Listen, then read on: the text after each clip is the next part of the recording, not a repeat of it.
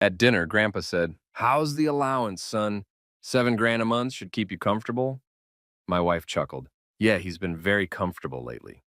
I froze. I'd never seen a dollar. I'm working 3 jobs. I pulled up statements. Every transfer sent to her account. Grandpa went silent. My phone buzzed.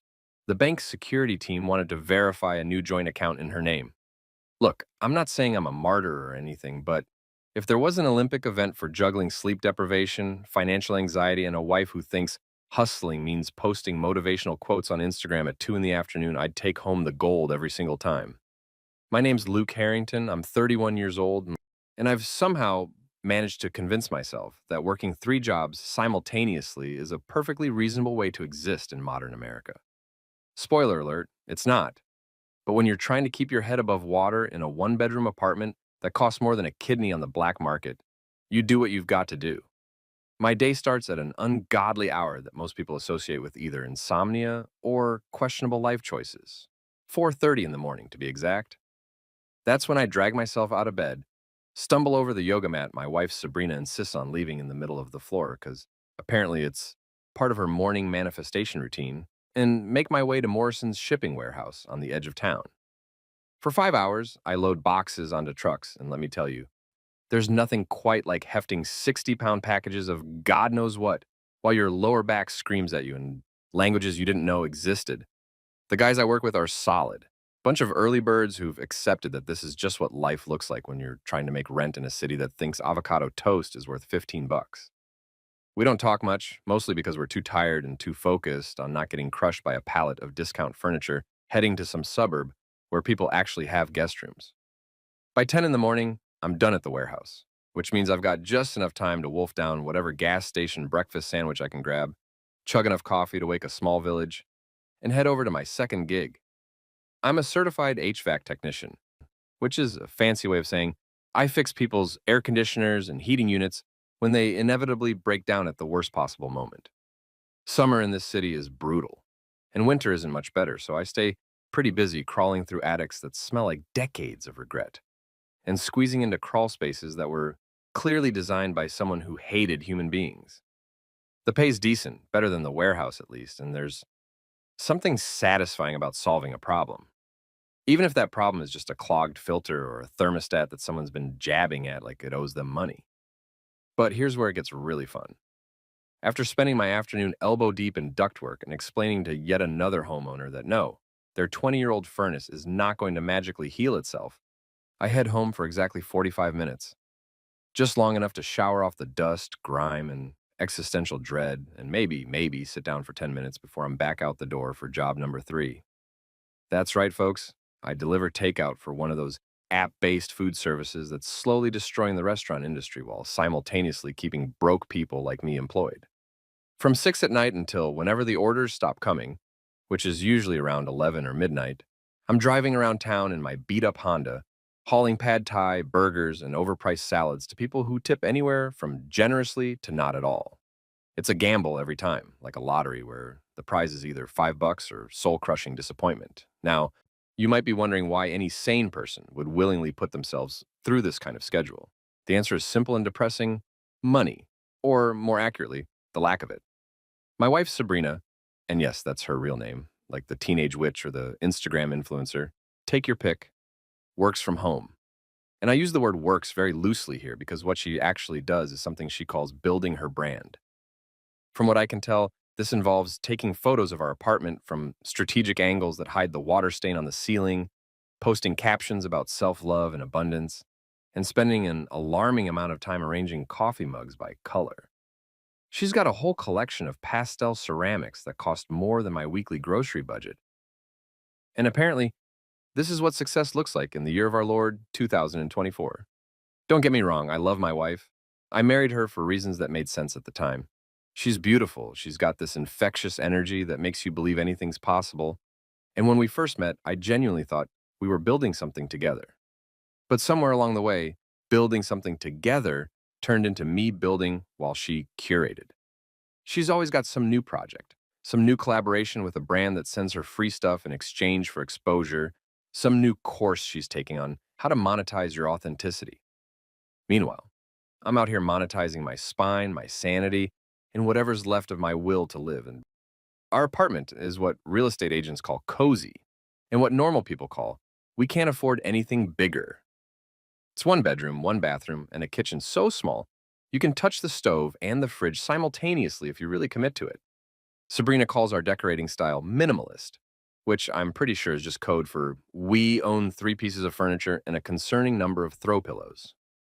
The place always smells like coffee, not the good kind from a fancy cafe, but the kind from a $12 bag that I brew in a machine and I got on clearance 3 years ago. There's also a persistent undercurrent of what I can only describe as frustration, which probably has something to do with the fact that I'm never here, and when I am, I'm too exhausted to do anything but collapse. But here's the thing I keep telling myself. The little lie that keeps me loading trucks and crawling through attics and delivering Kung Pao chicken at 11:30 on a Tuesday night. I thought we were okay. I really did. Sure, money was tight, and sure, I was working myself into an early grave, and sure, Sabrina's idea of contributing to household expenses was buying groceries once a month and calling it an investment in our health. But I thought we were managing. I thought we were a team, even if I was carrying most of the weight.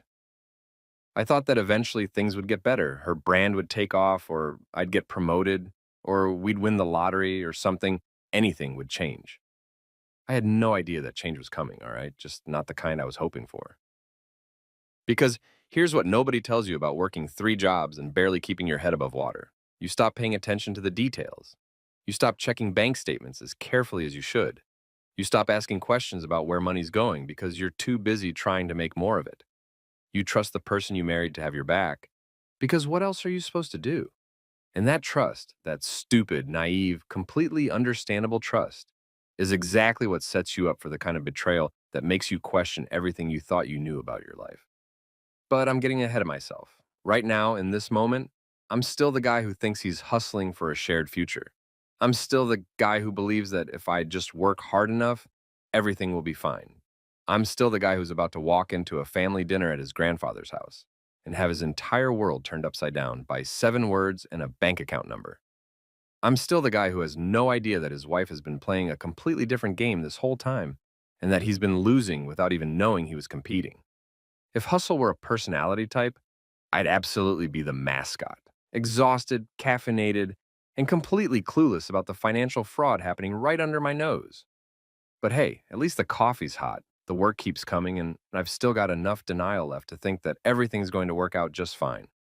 Spoiler alert, it's really, really not. If there's one thing you need to understand about my grandfather, Arthur Harrington, it's that the man operates on a completely different frequency than the rest of humanity. While most people his age are content with early bird specials and complaining about how nobody makes a decent lawnmower anymore, Grandpa Arthur's out here living like he's got a personal vendetta against the concept of retirement. The guy's 78 years old, built like a fire hydrant with better posture, and has more money than God, or at least more than anyone in our family has ever bothered to count. He made his fortune doing something with real estate and cattle ranching back when people still wore cowboy boots unironically. And now he spends his golden years hosting elaborate Sunday dinners where he can lord his success over everyone, while simultaneously being the most generous person you've ever met. It's a paradox wrapped in a bolo tie, and I love him for it. So when Grandpa called and invited Sabrina and me to one of his classic Sunday dinners, I knew exactly what I was walking into. 3 hours of passive-aggressive compliments, enough food to feed a small militia, and relatives who only remember your name when they need to borrow money or a truck. The Harrington family gatherings are legendary for all the wrong reasons. We're talking about the kind of events where your aunt brings up your college dropout phase from 15 years ago, your cousin brags about his boat that he definitely can't afford, and someone always ends up crying in the bathroom by dessert. It's like Thanksgiving, except it happens monthly and nobody has the excuse of tryptophan to explain their behavior. I just finished a brutal 12-hour shift that started with me loading industrial equipment onto trucks at dawn and ended with me delivering Vietnamese food to a guy who answered the door in a bathrobe and tipped me exactly 73 cents. My back was screaming. My feet felt like they'd been replaced with concrete blocks, and I still smelled like a delightful combination of truck oil, insulation dust, and someone else's pad CU. Sabrina, on the other hand, looked like she'd just stepped out of a photo shoot for a magazine called Women Who Married Down But Make It Fashion. She'd spent 2 hours getting ready, which I know because she documented the entire process on her Instagram stories with captions like Sunday dinner energy and blessed to have family. I'd spent 2 minutes throwing on the least wrinkled shirt I owned and hoping nobody would sit too close. We pulled up to Grandpa's ranch style house just outside the city limits, the kind of place that screams, I have land, therefore I matter. The driveway was already packed with cars. My parents' sedan, my brother Derek's pickup truck that he treats better than his actual children, and my Aunt Linda's SUV that still has a My Kid is an Honor Student sticker from 2009, despite the fact that her kid is now 30 and works at a vape shop. The air smelled like mesquite and impending family drama, which is basically the Harrington family cologne at this point. Inside, Grandpa had set up his dining room like he was hosting a summit for moderately successful people who peaked in the 90s. The table was long enough to require 2 tablecloths, covered with his mother's good china that nobody was allowed to put in the dishwasher, and loaded down with enough food to violate several agricultural regulations. We're talking a roast beef the size of a toddler, mashed potatoes whipped to the consistency of cake frosting, green beans that had been boiled into submission until they'd lost the will to be green, dinner rolls that could double as hockey pucks, and a gravy boat that I'm pretty sure was a legitimate boat at some point. Grandpa stood at the head of the table, wearing his standard uniform, starched button-down shirt, leather ranch boots that had never seen actual ranch work, and a gold watch that probably cost more than my car. The usual suspects were all there, arranged around the table like chess pieces in a game nobody wanted to play. My mom kept shooting me worried looks, probably because I looked like I'd just survived a natural disaster, which wasn't far from the truth. My dad was already on his second beer, which meant he'd be asleep on the couch by 8. Derek was busy showing everyone photos of his truck's new rims, because apparently that's what passes for personality in this family. Aunt Linda was interrogating Sabrina about her business, which Sabrina handled with the grace of someone who's had a lot of practice explaining how taking pictures of coffee mugs counts as employment. And my cousin Jessica was live tweeting the entire event. Because the only thing better than experiencing family dysfunction is sharing it with 400 strangers online. We made it through the first course with minimal casualties. Grandpa asked me about work, and I gave him the sanitized version that didn't include the part where I'd seriously considered faking my own death to get out of my delivery shift last Tuesday. Sabrina talked about a huge collaboration opportunity with a tea company, which I'm pretty sure meant they sent her free samples in exchange for a post. My mom tried to get everyone to say what they were grateful for, which went about as well as you'd expect. People mumbled generic things about health and family while clearly thinking about when they could check their phones. Then we got to the main course, and that's when everything went sideways faster than my life savings, which, spoiler alert, wasn't very far because I didn't have any. Grandpa leaned back in his chair with that particular smile he gets when he's about to say something he thinks is generous, but is actually about to detonate someone's entire existence. He looked directly at me, raised his glass of wine that probably cost more than my monthly rent, and said those 7 words that would change absolutely everything. How's the allowance, son? 7 grand a month should keep you comfortable. I want you to understand something about this moment. Time didn't just slow down, it completely stopped. Every fork in that room froze midair, like we were in some kind of Norman Rockwell painting titled, The Exact Moment Luke Realized His Life Was a Lie. 7 grand a month. $7,000. That's $84,000 a year. Just hand it over free and clear. That's more than I made at 2 of my 3 jobs combined. That's the kind of money that would mean I could quit loading trucks at 4:30 in the morning. That's the kind of money that would mean I could sleep past dawn without my alarm clock screaming at me like I owed it money. And I had absolutely no idea it existed. My wife, my beautiful brand building, manifestation journaling, pastel mug collecting wife, let out this little giggle. You know the kind, the one that sounds like wind chimes, but feels like a knife. She looked around the table with this practiced smile and said, "Oh, he's been very comfortable lately." And everyone laughed. They actually laughed. Like this was some inside joke that everyone was in on, except the punchline, sitting right there smelling like truck oil and broken dreams. I couldn't move. I couldn't speak. My brain was doing mathematical gymnastics, trying to figure out how I'd been living off instant ramen and gas station coffee while apparently receiving enough money monthly to actually have a life. The green beans on my plate suddenly became the most interesting thing in the world, because if I looked up, if I made eye contact with anyone, I was going to lose it right there in front of Grandma's good china. Allowance? I finally managed to croak out, and my voice sounded like it belonged to someone else entirely. I tried to laugh it off. Because that's what you do when your entire financial reality just got exposed as a complete fabrication in front of your whole family, right? You laugh, you make a joke, you pretend that your grandfather didn't just casually mention that he's been sending you enough money every month to actually live like a human being while you've been out here cosplaying as a Victorian factory worker with 3 jobs and a caffeine dependency that would make a truck driver weep. So I forced out this weird chuckle that sounded more like I was choking on a dinner roll and said, "Allowance? What allowance?" Hoping that maybe this was all some elaborate prank, like Grandpa had mixed me up with Derek, or maybe he was going senile and thought I was someone else entirely, someone who actually had access to their own money. But Grandpa just laughed, a full, hearty laugh that echoed off the walls of his dining room like we were sharing some hilarious inside joke.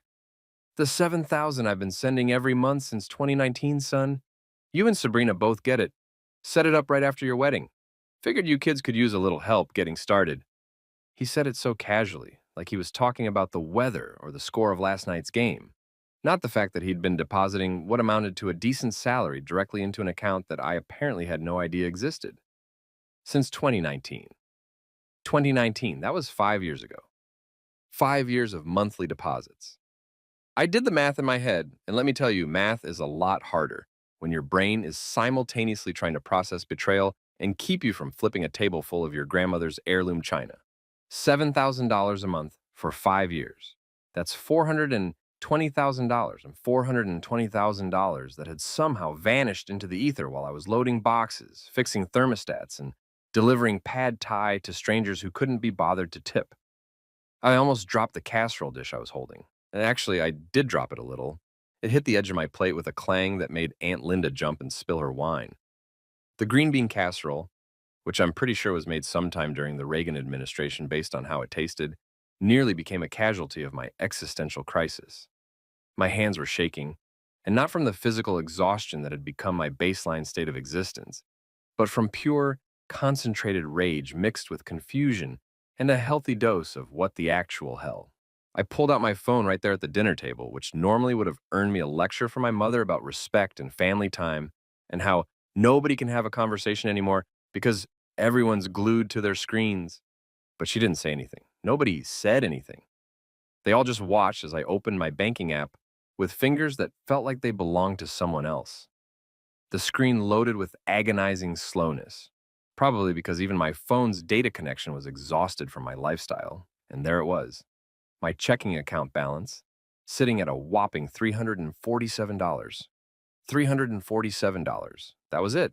That was the sum total of my financial existence after working approximately 4,000 hours over the past year. But I didn't stop there because I'm not completely stupid, just apparently stupid enough to not notice large-scale financial fraud happening in my own marriage. I did what any exhausted, betrayed, increasingly homicidal husband with Wi-Fi and childhood trauma would do. I started digging.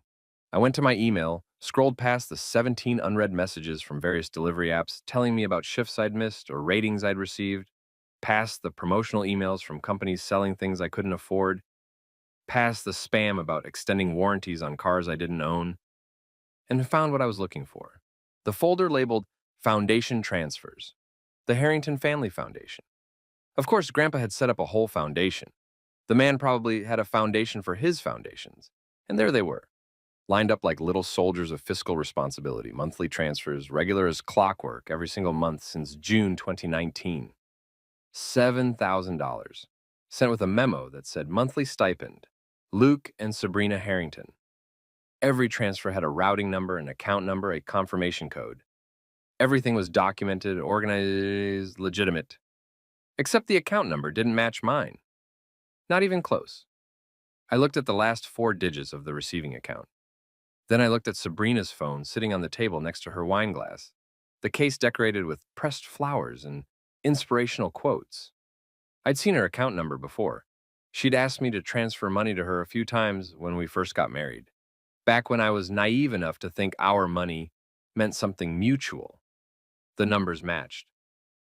Every single transfer for 5 solid years had been routed directly to an account that only my wife had access to. I looked up from my phone slowly. like a horror movie character realizing the call is coming from inside the house. Sabrina was suddenly very interested in her salad, pushing arugula around her plate like it held the secrets of the universe. Her face had gone from influencer glowy to oh no, I've been caught pale in about 3 seconds flat. She looked like someone had just unplugged her brain and forgotten to plug it back in. Oh, she said, and her voice had that careful quality people use when they're trying to construct a lie in real time. That's weird. I thought it was our account. Like our joint account. She did this thing with her hands, waving them vaguely like she could conjure a reasonable explanation out of thin air through interpretive dance. Our account, our account. I let that word sit there for a second, marinating in its own absurdity. Our account? I repeated, and I could hear my voice getting dangerously quiet, which anyone who knows me understands is way worse than yelling. That's funny, Sabrina. Really funny. Because I've never met this our account. We've never been introduced. I don't have the routing number. I don't have the account number. I don't have a debit card. I don't have online access. And judging by the fact that I've been eating 79-cent ramen for dinner 3 times a week, I definitely haven't been making any withdrawals from it. Derek snorted into his beer. My mother made a sound like a tire slowly deflating. Aunt Linda's eyes went wide, and I could practically see her mentally composing the group text she was going to send the second she got to her car. Jessica had stopped live tweeting and was now just openly filming because apparently my financial devastation was content gold.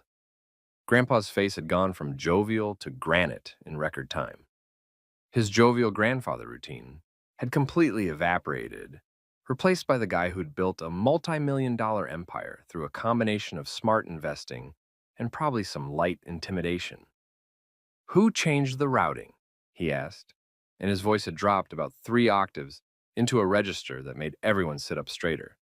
Sabrina was stammering now, her influencer composure cracking like cheap nail polish.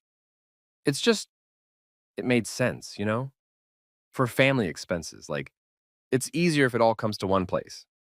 I handle the bills and the budgeting and the household management, so it's just more efficient if... Family expenses? I interrupted, and I could feel every hour of every shift I'd ever worked crystallizing into pure distilled anger. Family expenses like what exactly? Like your bi-weekly nail appointments that cost more than my grocery budget? Like the 12 different subscription boxes you get every month? Like that manifestation retreat in Maui that cost $1,200 so you could learn how to ask the universe for things, which, by the way, you apparently didn't need to do because you were already stealing from me? She opened her mouth, closed it, opened it again. She looked like an extremely attractive, well-photographed fish. It's not stealing, she finally managed. It's our money. We're married. What's mine is yours, and what's yours is... Mine is apparently also yours, I finished. Funny how that works out. Grandpa's face had progressed through several shades of red that I didn't even know existed in nature.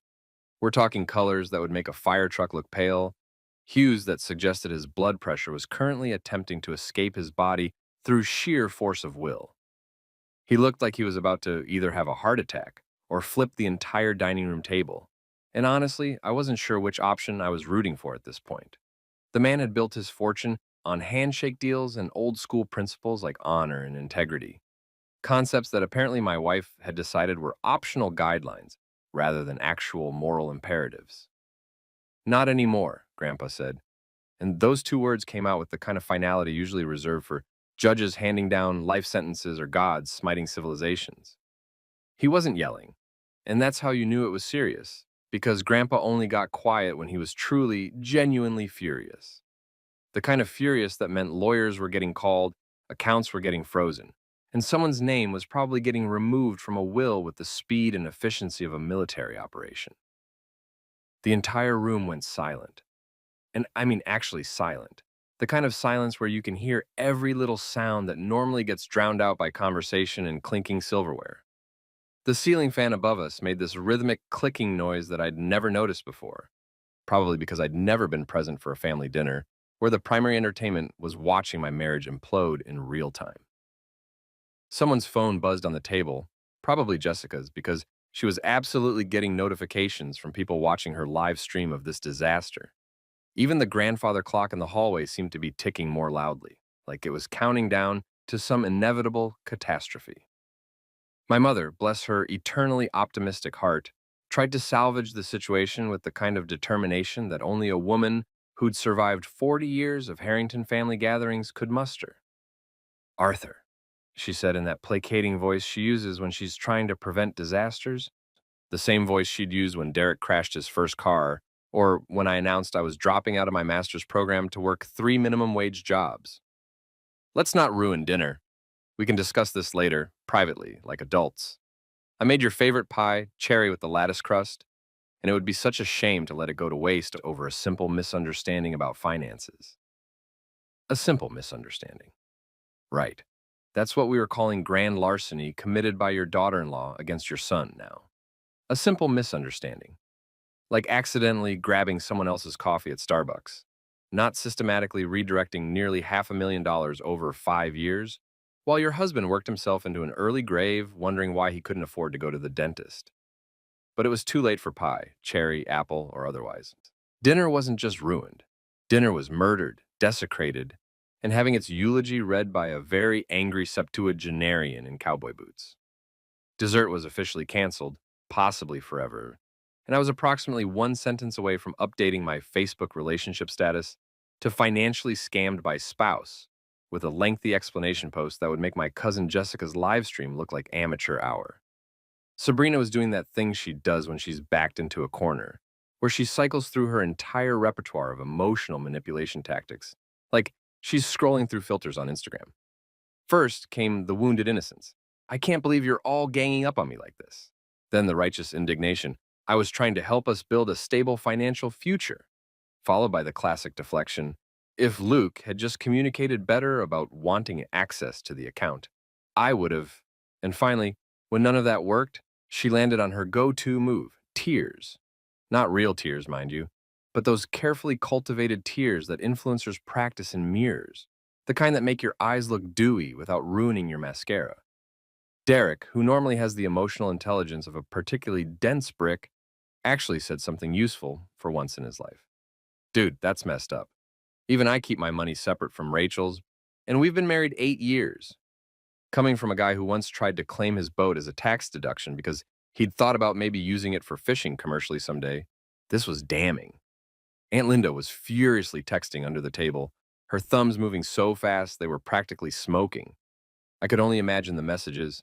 You will not believe what's happening at Arthur's house right now. Sabrina has been stealing from Luke. Stealing for years. I always said that girl was too pretty to be trustworthy. Call me immediately.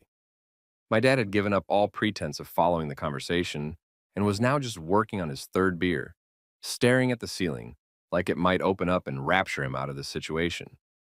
I couldn't blame him. If I'd had alcohol in front of me, I would have been doing the same thing, except I'd been too busy working 3 jobs to develop a proper drinking problem.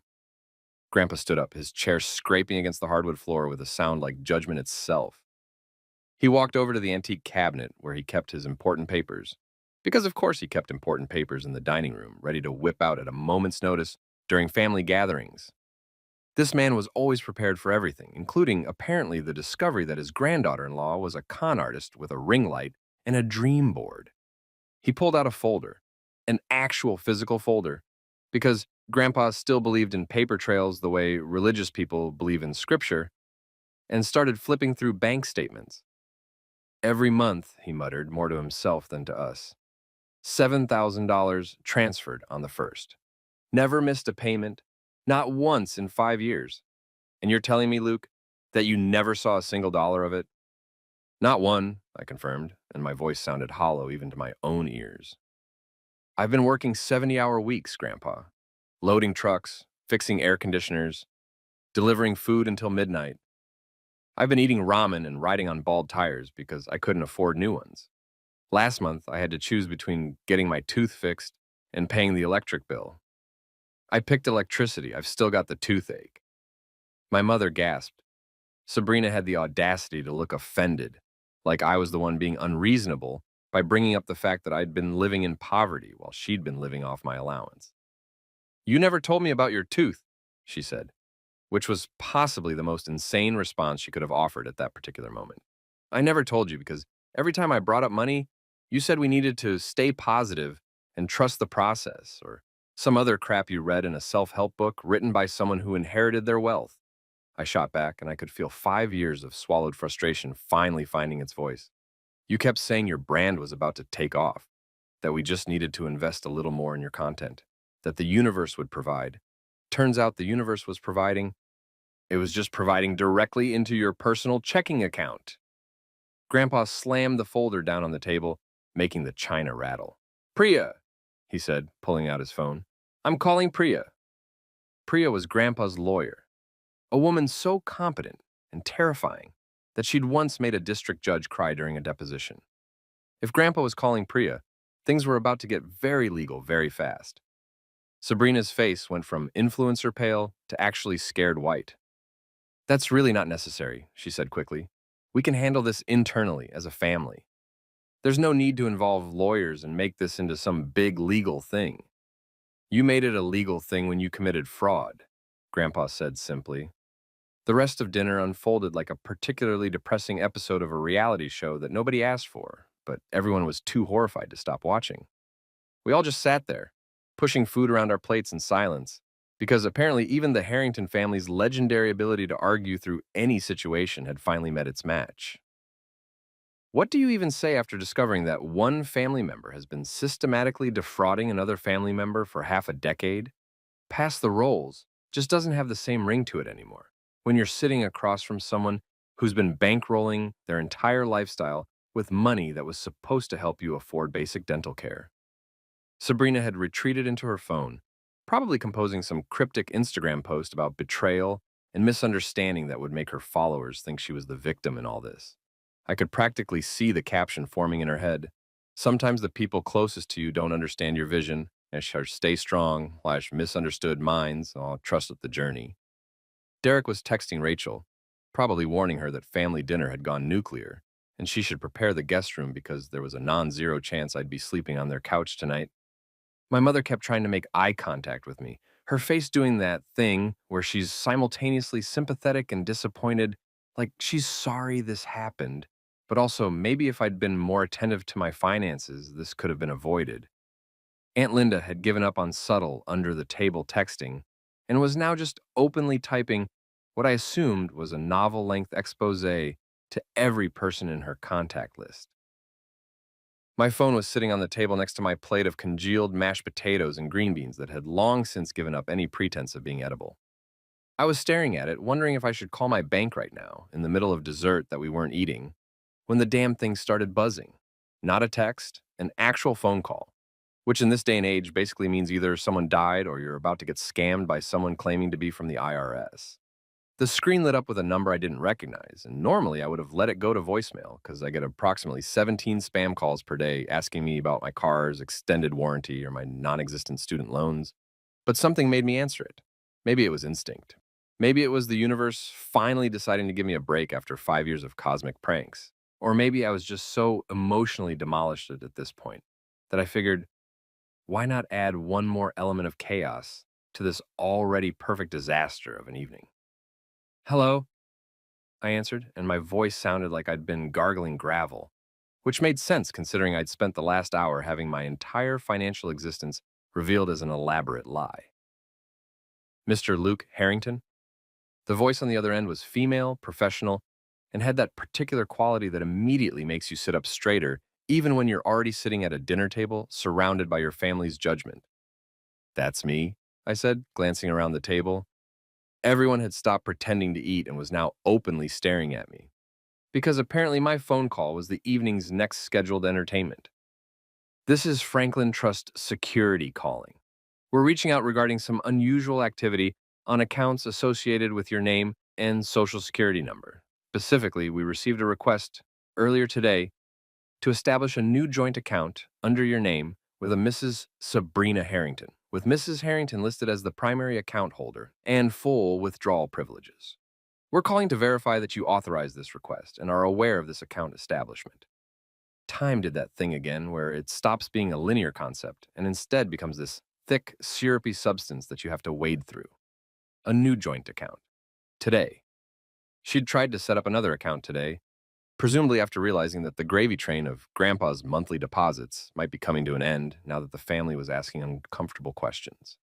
She was trying to legitimize her access to my money or set up a new pipeline or something equally calculated and absolutely infuriating. I looked up from my phone, making direct eye contact with my wife across the table.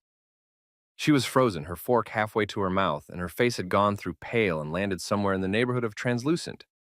She looked like someone who'd just realized that their entire scheme was unraveling in real time during what was supposed to be a simple family dinner with roast beef and small talk.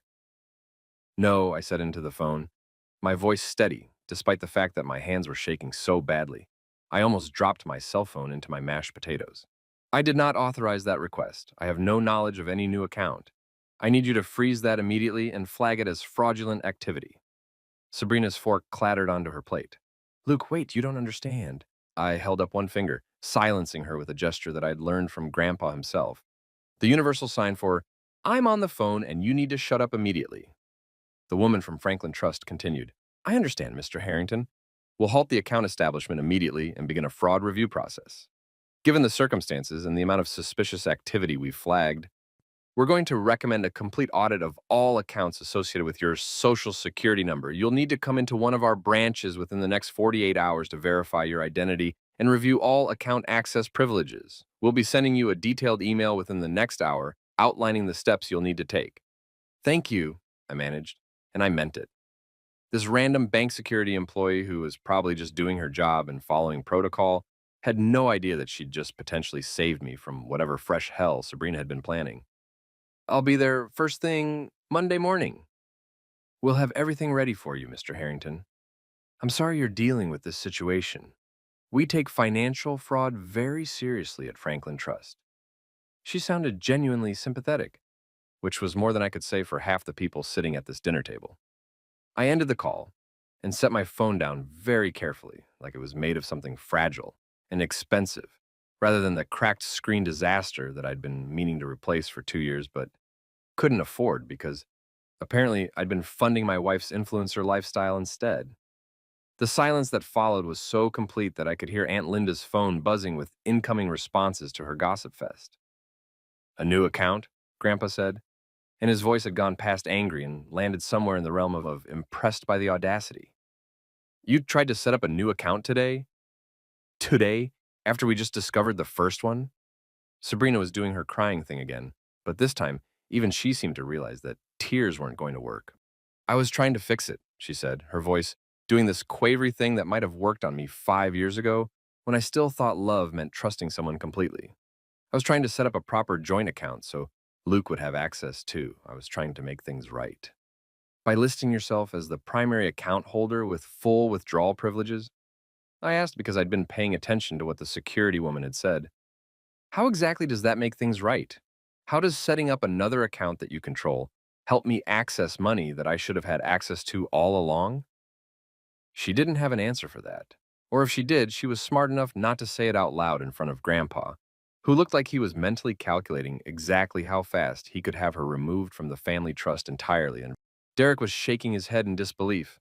My mother looked like she wanted to cry, and my father was on beer number 4 and had completely checked out of reality. Grandpa leaned over then, close enough that only I could hear him, and whispered something that I knew I'd remember for the rest of my life. Son, next time, marry someone who knows what honesty costs. That phone call had cracked something open in my brain, like when you finally pry open a jar that's been stuck for years, and everything inside comes spilling out all at once in a mess of realization and regret. Suddenly, I was sitting at my grandfather's dining room table, surrounded by cold roast beef and family members who couldn't decide whether to comfort me or silently judge me for being an idiot. And my mind was doing this thing where it was rapidly flipping through every moment of my marriage like the world's most depressing slideshow. You know those montages in movies where the main character suddenly realizes they've been blind to something obvious the whole time and they show all these little clips with dramatic music playing? Yeah, it was exactly like that.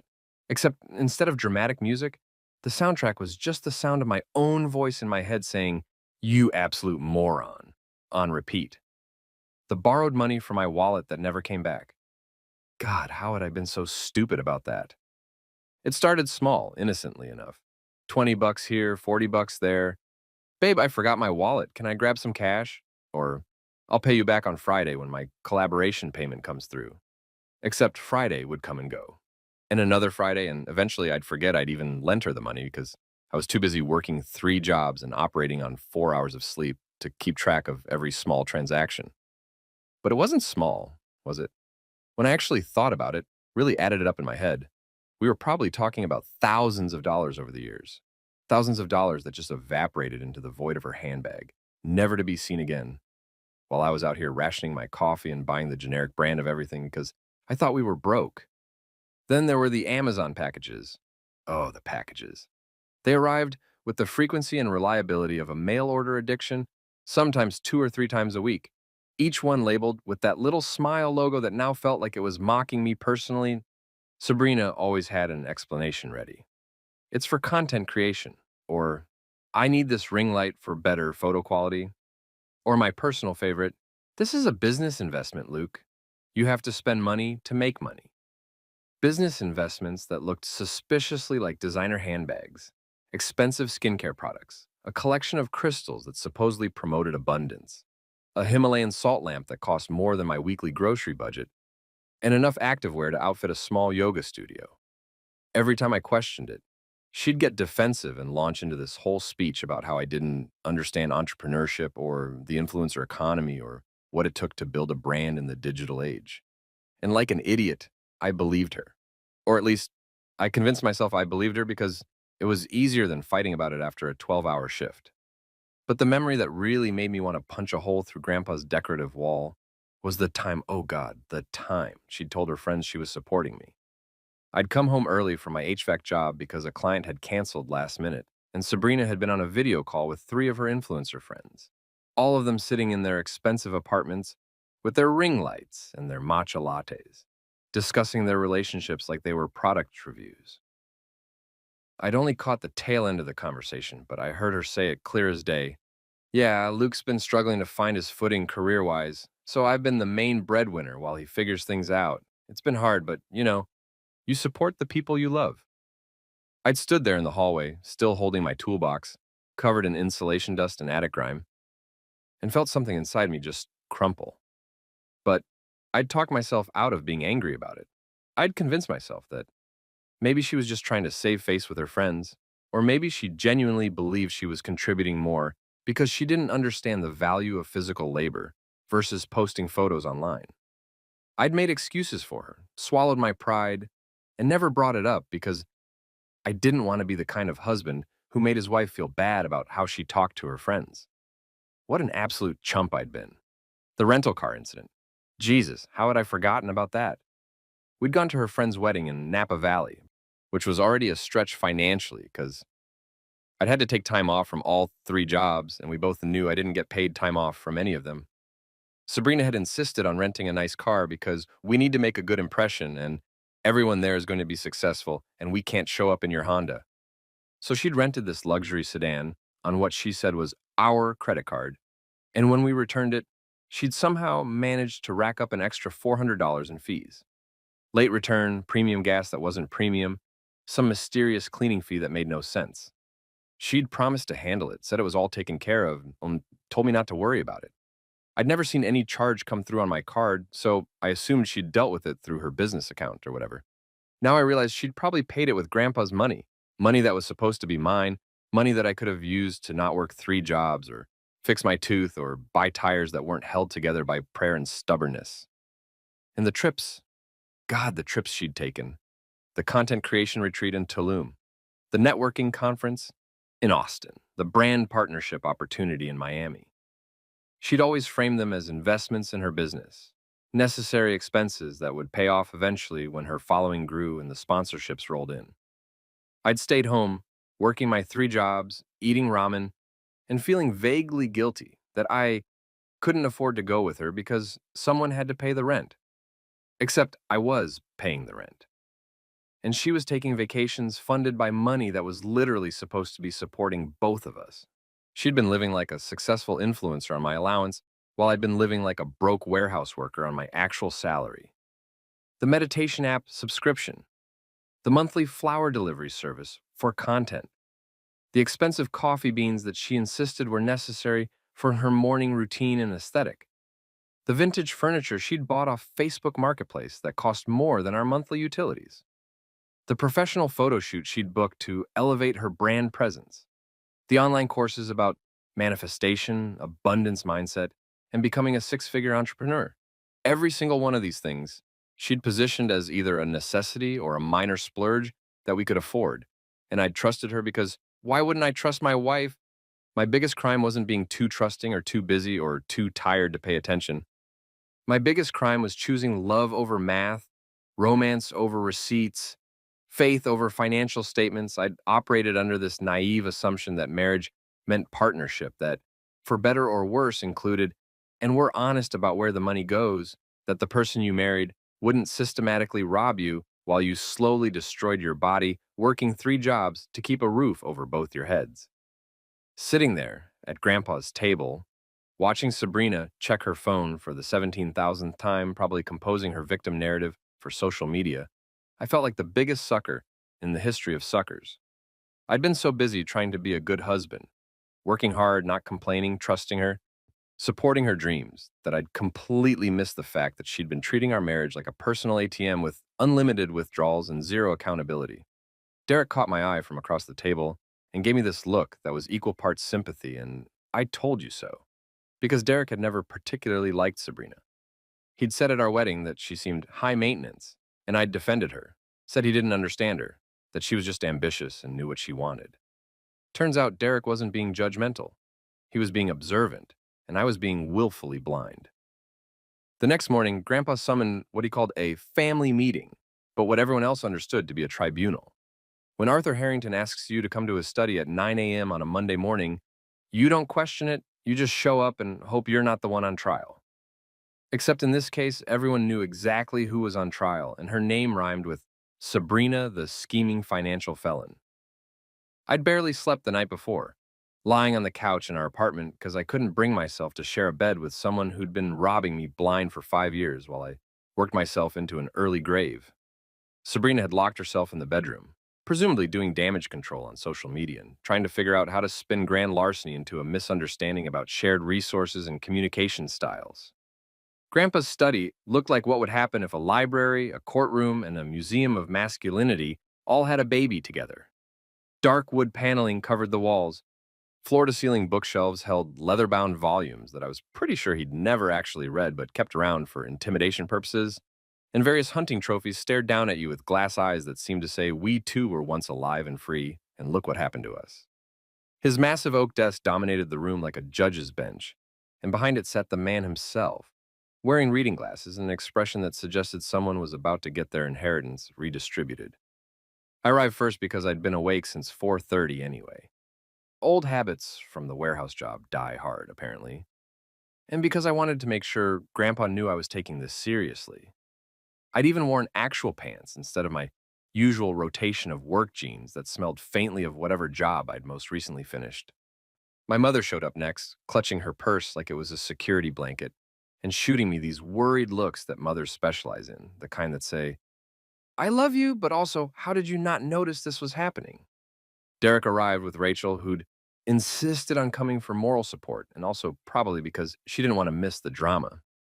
Aunt Linda was there too, naturally, because she had a sixth sense for family disasters and wouldn't miss this for anything short of her own funeral. Sabrina showed up last, 15 minutes late, wearing oversized sunglasses indoors like she was a celebrity trying to avoid paparazzi rather than a woman about to face the financial consequences of her actions. She'd dressed in what I recognized as her serious business outfit, the one she wore when she had meetings with potential brand partners, all clean lines and neutral colors designed to make her look professional and trustworthy. The irony was so thick you could spread it on toast. Grandpa didn't waste time with pleasantries or small talk, because when you're 78 years old and rich enough to not care about social niceties, you can skip straight to the point. He held up a stack of printed statements that looked thick enough to be a novel, and not one of those short modern novels either. We're talking Tolstoy levels of documentation here. This, he said, tapping the papers for emphasis, says that every transfer meant for Luke, every single deposit sent from the Harrington Family Foundation to support both of you equally, Went straight to your personal account, Sabrina. Not a joint account. Not a shared account. Your account. The one that only you have access to. Care to explain? Sabrina removed her sunglasses with what I'm sure she thought was dignified grace, but actually came across as the dramatic gesture of someone who'd watched too many legal dramas. It was about administrative efficiency, she said, and I had to give her credit. Her voice was steady, like she'd been practicing this explanation. Managing money from multiple accounts is complicated and time-consuming. I consolidated everything into one place to make it easier to track expenses and manage our household finances. It's a common practice in modern financial management. That's a fancy term for theft, Grandpa said flatly, without missing a beat. He'd been doing business deals since before Sabrina was born, and he could spot corporate doublespeak from a mile away. My mother, bless her perpetually optimistic soul, tried to mount some kind of defense, because that's what mothers do. They defend their children's spouses right up until the moment it becomes absolutely impossible to do so. Arthur, she's young. She probably didn't fully understand the implications of what she was doing. These things can be complicated, especially for people who haven't had a lot of experience managing substantial amounts of money. Maybe she just made some poor decisions without realizing. She's 29, Janet, not 12, Grandpa interrupted, and the edge in his voice could have cut diamonds. She's old enough to vote, to drive, to get married, and to understand that redirecting someone else's money into your personal account without their knowledge or consent is called fraud. It's called theft. And in some jurisdictions, depending on how it's prosecuted, it's called felony embezzlement. Sabrina's carefully constructed calm was starting to crack around the edges. A muscle in her jaw twitched, and her hands were clenching her purse strap hard enough that her knuckles had gone white. I wasn't stealing from Luke, she insisted, and now her voice had that defensive quality people get when they know they're wrong but are committed to the lie anyway. We're married, what's his is mine, and what's mine is his. That's how marriage works. I was managing our shared resources in a way that made sense for our household, and if Luke had wanted access, he could have just asked me. I wasn't hiding anything. I'd been sitting quietly up until this point, trying to process everything and also trying not to say something I'd regret in front of my entire family. But that statement, that absolutely audacious, gaslighting, reality-denying statement, broke whatever fragile thread of composure I'd been holding on to. I've been living like a broke college student for 5 years, I said, and my voice came out way calmer than I felt, which was somehow more terrifying than if I'd been yelling. I've been working 3 jobs, Sabrina. 3. I've been loading trucks at dawn, fixing air conditioners in the afternoon, and delivering food until midnight. I've been eating instant ramen and day-old gas station sandwiches. I've been driving on bald tires because I couldn't afford new ones. I've had a toothache for 6 months that I couldn't get fixed because I had to choose between dental work and keeping the electricity on. And you've been living influencer life with my allowance while I've been literally destroying my body trying to make ends meet. So yes, I'd call that deliberate. I'd call that calculated. I'd call that exactly what Grandpa called it. Theft. The room went so quiet you could hear dust settling. Rachel was staring at Sabrina with unconcealed horror, the kind of look you'd give someone who just admitted to kicking puppies for fun. Derek was shaking his head slowly, and even Aunt Linda had stopped typing on her phone to give Sabrina a look that could freeze lava. Sabrina's face had gone through several emotions in rapid succession: defensive, angry, cornered, and now landed on something that looked almost like genuine distress, though with her I could never be entirely sure what was real and what was performance. You never told me things were that bad, and she said, and she actually sounded hurt, like I was the one who'd wronged her by not adequately communicating my poverty. You never said you were struggling. You never asked for help. How was I supposed to know you needed money when you never talked about it? Because you had all the money, I practically shouted, finally losing that calm veneer. You had $84,000 a year that was supposed to be mine, that Grandpa sent specifically to help me, and you spent it on content creation retreats and manifestation courses and whatever else you convinced yourself was a business expense. I was struggling because you took the money that would have kept me from struggling. Grandpa slammed his hand down on the desk and everyone jumped. Enough, he said. Sabrina, I don't care what mental gymnastics you've done to convince yourself this was acceptable behavior. I don't care if you think marriage means community property extends to fraud. What you did was wrong, it was illegal, and it ends now, today, this morning. Do you understand me? Sabrina glared at him with a look that suggested she very much did not appreciate being spoken to like a child, but she wasn't stupid enough to argue with the man who controlled the money. She gave a tight nod, her jaw clenched so hard I thought her teeth might crack. Good, Grandpa continued, because here's what's going to happen next. The next day, I found myself sitting in a coffee shop that served overpriced lattes to people who could actually afford overpriced lattes, waiting to meet with a lawyer that my buddy Mason had recommended. Mason was one of the few guys from high school who'd actually made something of himself. Went to law school, married well, bought a house in the suburbs, the whole success package. And when I'd texted him at 11 o'clock the previous night with, "Need a lawyer, wife committed fraud, send help," he'd responded within minutes with a name, a number, and holy shit, dude. The name was Priya Kapoor. And according to Mason, she was brilliant, terrifying, and exactly who you want when someone's screwed you over.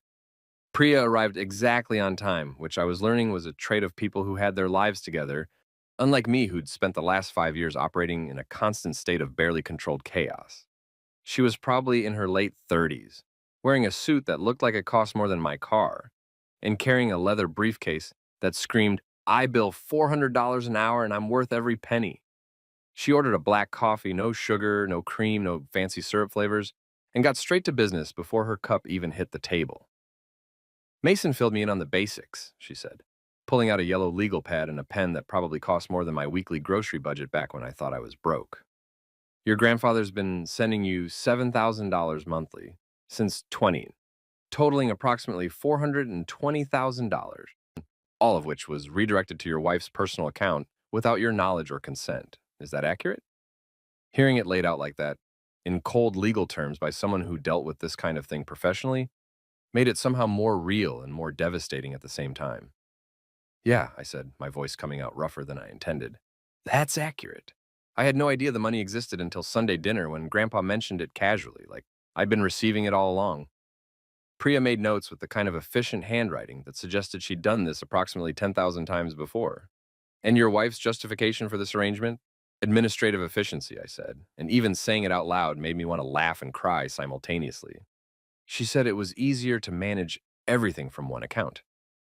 "Oh, and also that we're married, so it's all shared money anyway, and I could have just asked if I wanted access." "Right," Priya said, and her tone suggested she'd heard every variation of this excuse multiple times throughout her career. "The technically we're married, so I can do whatever I want with your money defense. Classic. It doesn't hold up legally, just so you know. California is a community property state, but that doesn't give either spouse the right to commit fraud or financial abuse. What your wife did, systematically redirecting funds intended for you into an account you couldn't access, that's textbook financial coercion. And depending on how we want to prosecute it, it could rise to the level of criminal fraud." She asked me a series of questions that got progressively more depressing to answer. Did I have access to any joint accounts? No. Did I know the passwords to her financial accounts? No. Had she ever given me detailed accounting of where the money went? Absolutely not. Had I signed any documents authorizing her to manage my finances? Not that I could remember. Did I have any assets in my own name? Just my embarrassingly empty checking account and a car that was worth maybe $1,500 if the buyer was drunk and generous. "This isn't just a divorce case," Priya said after about 20 minutes of questioning, setting down her pen and looking at me with something that might have been sympathy if lawyers were allowed to feel emotions. "This is fraud recovery. We're not talking about splitting assets or arguing about who gets the couch. We're talking about recovering stolen funds and potentially pressing criminal charges, though that's ultimately up to you and the district attorney if we can get them interested." She helped me set up new accounts that afternoon, accounts that only I had access to, with passwords that weren't my birthday or our anniversary or anything else Sabrina might guess. She walked me through enabling two-factor authentication, setting up account alerts so I'd get notified every time anything happened with my money, and creating a paper trail that documented everything. It felt like joining witness protection, except instead of hiding from the mob, I was hiding my finances from my own wife. Priya worked with the kind of calm efficiency that made me understand why Mason had recommended her. She wasn't emotional or judgmental. She was just ruthlessly effective at solving problems. Then came the forensic accountant. Grandpa had hired him, a guy named Jefferson who looked exactly like you'd expect a forensic accountant to look, which is to say, like someone who'd chosen to spend their life analyzing spreadsheets and had made peace with that decision. He was probably 60, wore glasses that kept sliding down his nose, and had the energy of someone who genuinely enjoyed finding discrepancies in financial records the way other people enjoyed mysteries or crossword puzzles. Jefferson sent us a report 2 days later that was thicker than my tax folder, my lease agreement, and the instruction manual for my HVAC certification combined. Every single diverted dollar had been categorized, analyzed, and annotated with Sabrina's own descriptions from her expense tracking app, because of course she'd been tracking her expenses, she just hadn't been honest about where the money was coming from. The list read like a catalog of delusion: business cost, ring light and backdrop, travel, Austin networking conference, professional development, manifestation retreat, brand investment, designer handbag for content, soul retreat, Maui Wellness Week, soul retreat. She'd spent $1,200 of my money on a soul retreat while I was delivering General Tso's chicken at midnight to make rent. The audacity was almost impressive in its completeness. Jefferson had organized everything by category. Travel and retreats, $78,000. Clothing and accessories marked as brand investments, $42,000. Beauty and wellness, $31,000. Photography and content creation equipment, $26,000. Online courses and professional development, $19,000. And my personal favorite category, miscellaneous lifestyle expenses, $34,000. That last category included things like expensive dinners with her influencer friends that she'd called networking meals, subscription boxes, home decor for aesthetic content, and a $300 crystal that supposedly promoted abundance. The irony of buying an abundance crystal with stolen money was not lost on me. The remaining money, roughly $200,000, had apparently just vanished into general spending. Daily coffees and shopping trips and God knows what else. All of it marked in her tracking app as household expenses or business costs, or just left blank. Jefferson had noted in his characteristically dry accounting language, substantial funds appear to have been utilized for personal discretionary spending without clear business justification or household necessity. Translation: she'd been living like someone with a trust fund, while I'd been living like someone who needed to apply for food stamps but was too proud and too busy to actually do it. Priya reviewed Jefferson's report with the focus of someone reading a particularly engaging novel, making notes in the margins and occasionally muttering things like, "Unbelievable," and "This is going to be easy." After about an hour, she looked up at me and said, "Luke, this is one of the most clear-cut cases of financial fraud I've seen in my 15 years of practice." She documented everything herself. She left a paper trail that a first-year law student could follow. "If we take this to court, you'll win. The only question is whether you want to pursue criminal charges or just civil recovery." I didn't know how to answer that. Part of me wanted to throw the book at Sabrina, wanted her to face actual legal consequences for what she'd done, wanted her to understand that actions have repercussions and you can't just steal $400,000 and walk away with a slap on the wrist and a sad Instagram post. But another part of me, the part that had loved her once, that had married her believing in forever, that still remembered what it felt like when things were good, that part just wanted this to be over. "Let's start with recovery," I said finally. "Get the money back or whatever's left of it. Make sure she can never do this again. And then we'll see about the rest." Priya nodded and started typing on her laptop. "I'm drafting a letter to send to Sabrina and any attorney she might hire. It's going to use words like restitution, breach of fiduciary duty, and my personal favorite, cease and desist. She's going to understand very quickly that this isn't going away, and that every day she delays makes her legal position worse." Watching Priya work was like watching an artist, except instead of painting or sculpting, she was crafting legally binding threats wrapped in professional language, and the letter she composed was 3 pages of pure concentrated consequence. Each paragraph more terrifying than the last, all of it perfectly polite and absolutely devastating. She sent it that evening. I imagined Sabrina opening it on her phone, reading through the legal terminology, and finally understanding that our money wasn't going to fly anymore. 3 days after Priya sent the letter, 3 days that I spent sleeping on Derek's couch because I couldn't stomach being in the same apartment as Sabrina, my phone buzzed with a text that made my blood pressure spike just reading the preview notification. "Can we meet? Just the two of us? No lawyers, no family, just us talking like adults. I think there's been a huge misunderstanding and we can work this out peacefully. The message came with a suggested coffee shop location, one of those trendy places in the arts district that served beverages with names like Mindful Morning Blend and Transcendent Turmeric Latte. Because, of course, Sabrina would want to have this conversation somewhere that matched her carefully curated aesthetic. My first instinct was to delete the message and let Priya handle all communication, which is what she'd explicitly told me to do in her very clear instructions that included phrases like, do not engage directly and let me do my job. But there was this morbid curiosity gnawing at me, this need to hear what possible explanation she could offer that would make any of this make sense. Also, I'll admit it, part of me wanted to look her in the eye and hear her try to justify $420,000 of theft while I'd been working myself into an early grave.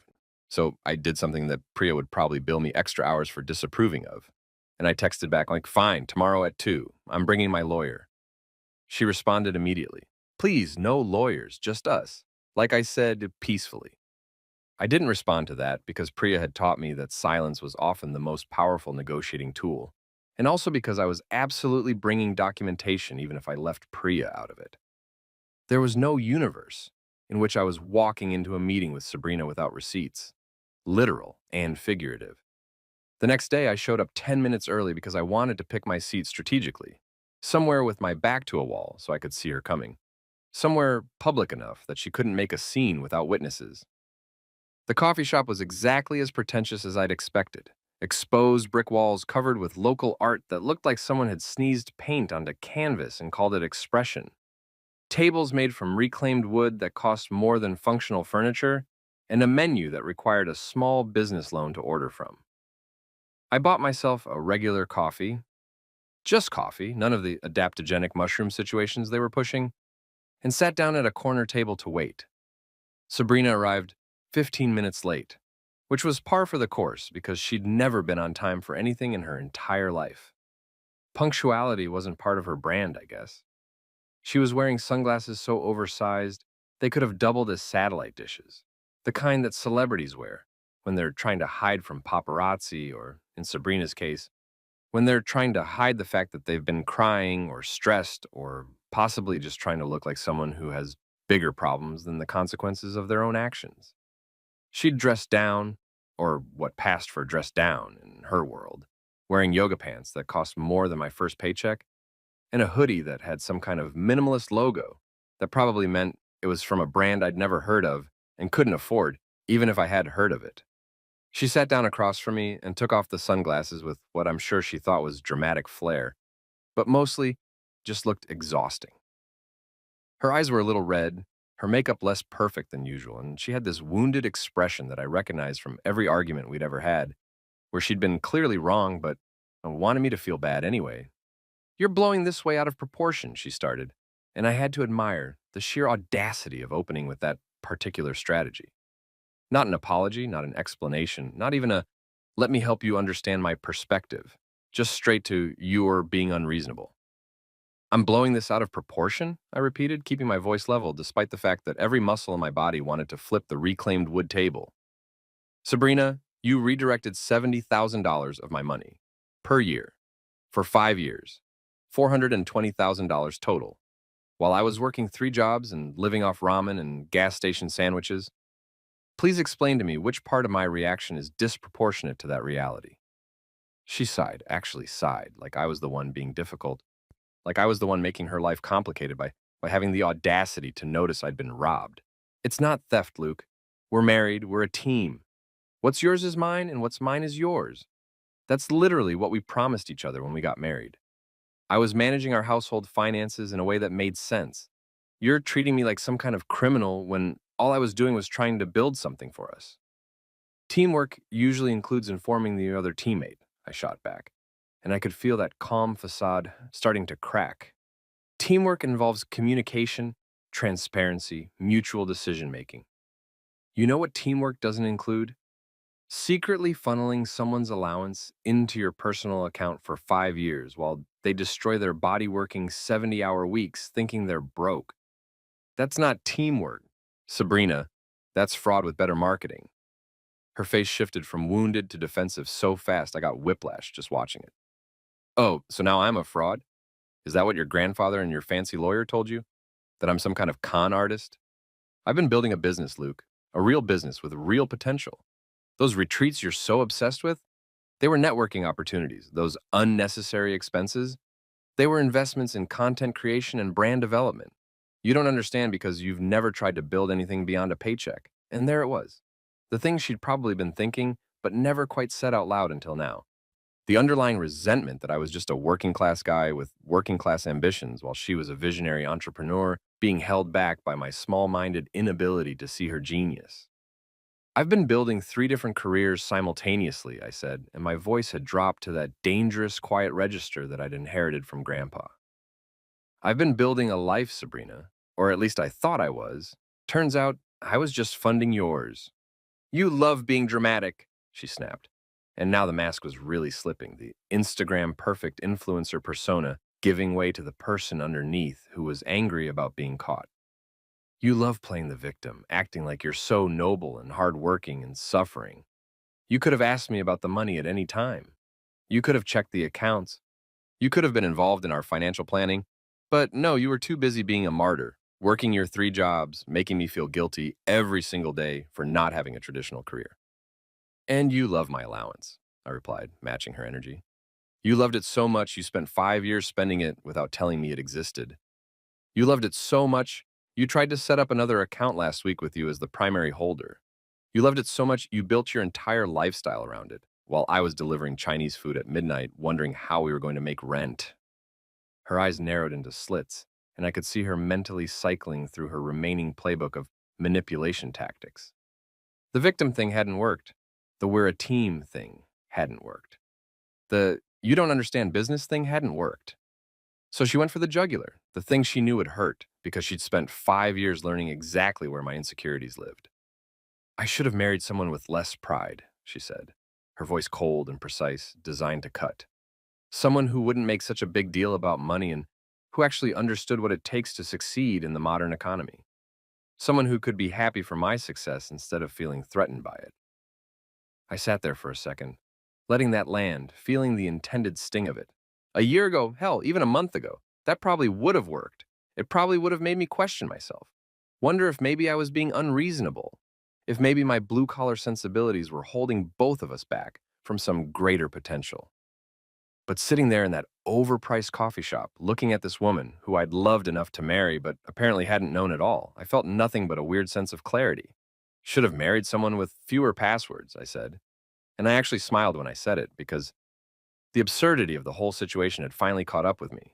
Should have married someone who didn't have a forensic accountant on speed dial. Should have married someone whose grandfather wasn't rich enough to hire lawyers who charge $400 an hour. But here we are, Sabrina. Here we are. Her face cycled through about 15 different emotions in 3 seconds.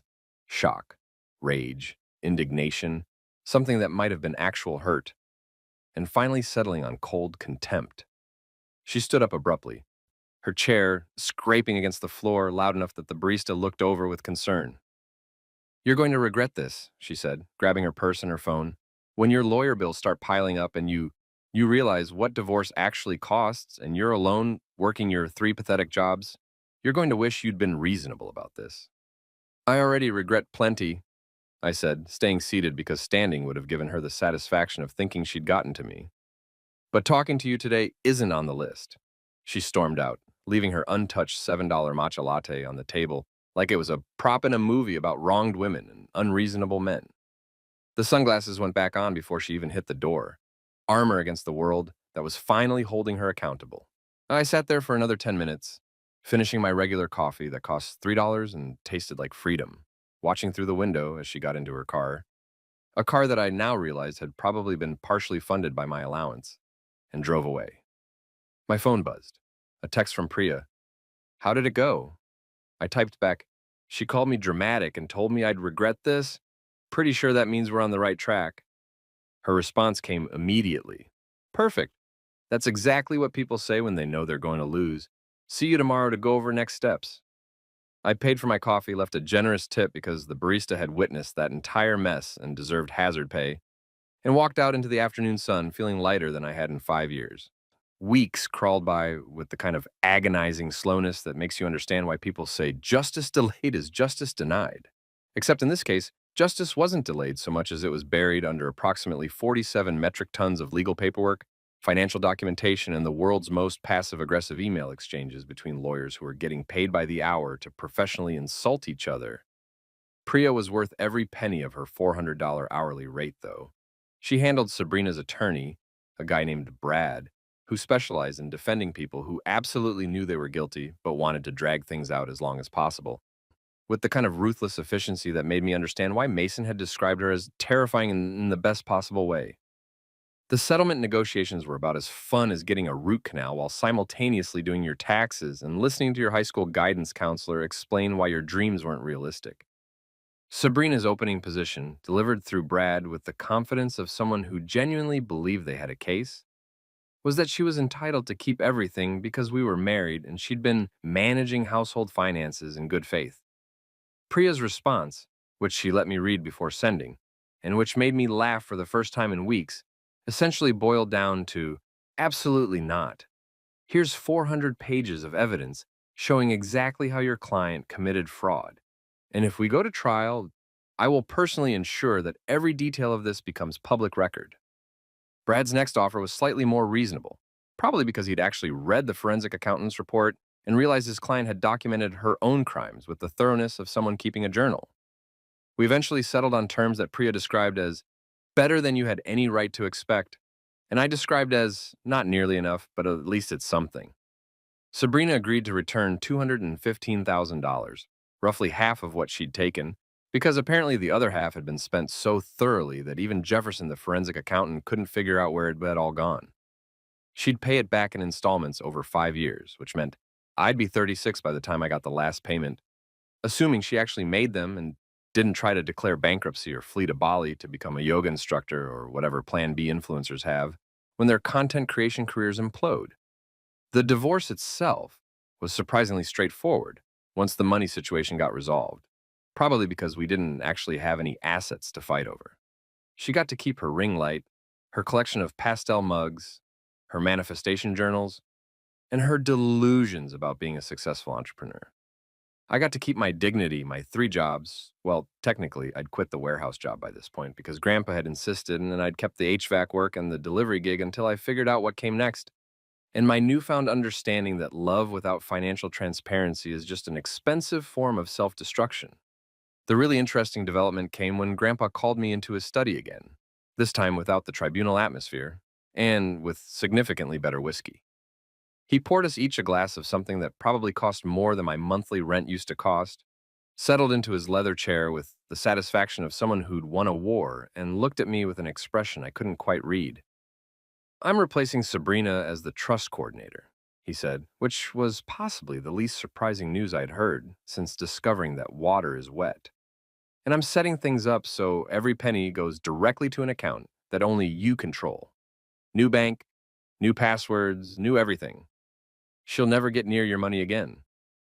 I nodded because that all made perfect sense and was exactly what should have happened 5 years ago if anyone had bothered to check whether the person receiving the money was actually the person the money was intended for. But then Grandpa said something that caught me completely off guard. That said, I want you to think about whether you actually want to keep receiving it. I must have looked confused because he continued without waiting for a response. You've been working 3 jobs because you thought you needed to, and yeah, part of that was survival. You did need to because your wife was stealing from you. But I've watched you these past few weeks, Luke. You've got the spark back that I haven't seen since before you got married. You're angry, sure, but you're also sharp, focused. Like you finally remember who you are when you're not being bled dry by someone else's ambitions. He took a sip of his whiskey, let that sit for a moment, then hit me with the real point.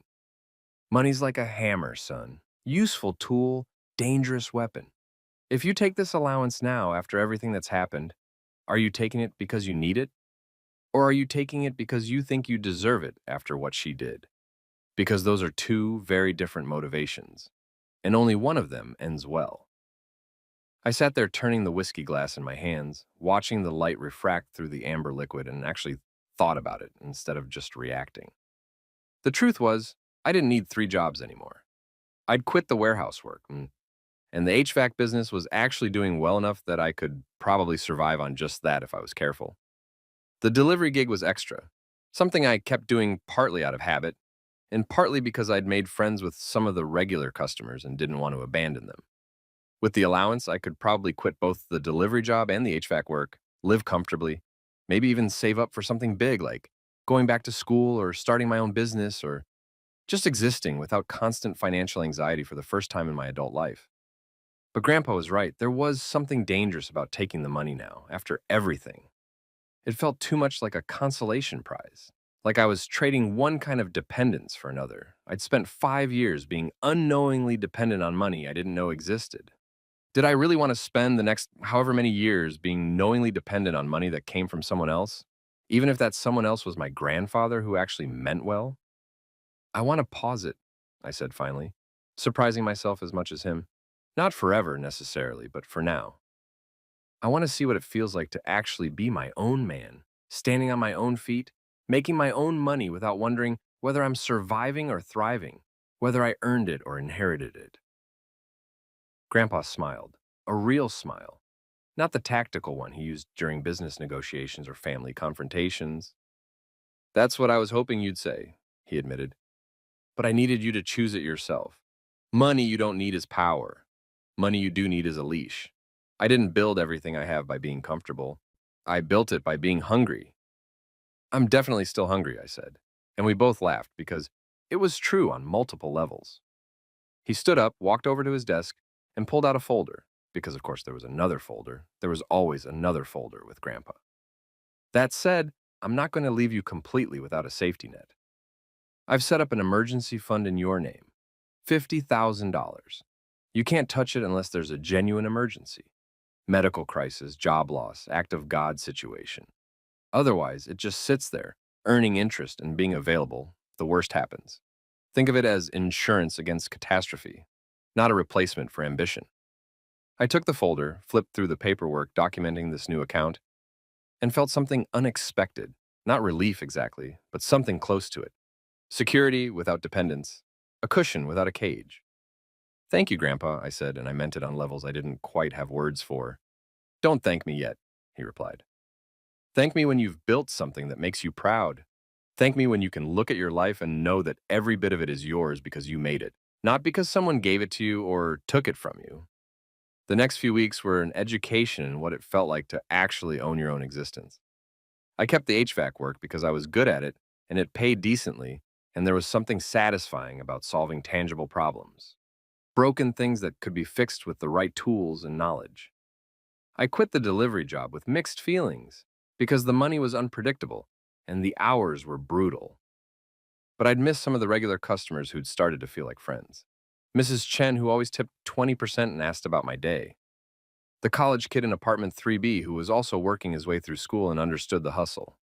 The night shift nurse who ordered Thai food at 1 a.m. and always left encouraging notes with her tips. My bank account, for the first time in 5 years, had a balance that didn't make me want to cry. Not because someone was depositing $7,000 into it monthly, but because I was depositing my own money from work I actually did, and I knew exactly where every dollar came from and where it was going. I opened my banking app without dread. I checked my balance without that sick feeling in my stomach. I paid my bills, which were smaller now that I'd moved into a studio apartment that cost half what the place with Sabrina had cost, and had money left over. Not a lot, but enough. Enough to buy groceries without calculating every item.